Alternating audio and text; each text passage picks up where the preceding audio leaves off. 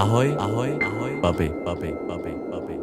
Dneska tě obveselím Andyho deníkem. Když jsem jednoho odpoledne maloval krásku, vlétla mě malá moucha do barvy. Tvrdošíně jsem se pokoušel mouchu osvobodit a nepovolil jsem, nežliž jsem jí na rtech malované krásy rozmáč. Tady je tedy přilepená malá moucha, která mohla být krásou na nějakých rtech. Podobně jsem se cítil v Mussoliniho stadionu. Jako moucha. Ahoj, babi. Dneska tě obveselím Andyho deníkem. Ahoj, babi. Nedostaneš narkózu. Postříkají tě sprejem po celém ksistě. Papírem tě ošmirkujou. Docela to bolí. Nechaj si tě 2 týdny. Strupy ti opadají. Už jsem to všechno vyzkoušel, ale jen se mi zvětšily pory. Byl jsem zklamanej. Měl jsem ještě jiný kožní problém. V 8 jsem ztratil barvu. Říkali mi flek.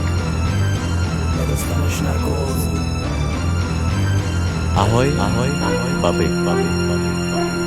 Dneska tě obveselím Andyho deníkem. Ahoj, babi. Ahoj, babi. Dneska tě obveselím Andyho deníkem.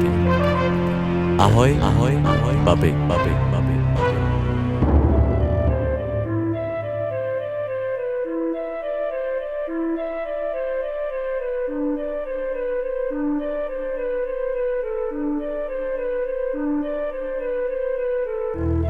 Tak se to stalo.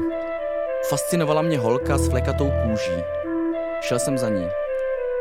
Během 2 měsíců jsem sám oflekatěl. A to jsem ji ani neznal. Jen jsem ji na ulici potkal. Ptal jsem se studenta medicíny, jestli jsem z jednoho podívání mohl oflekatět.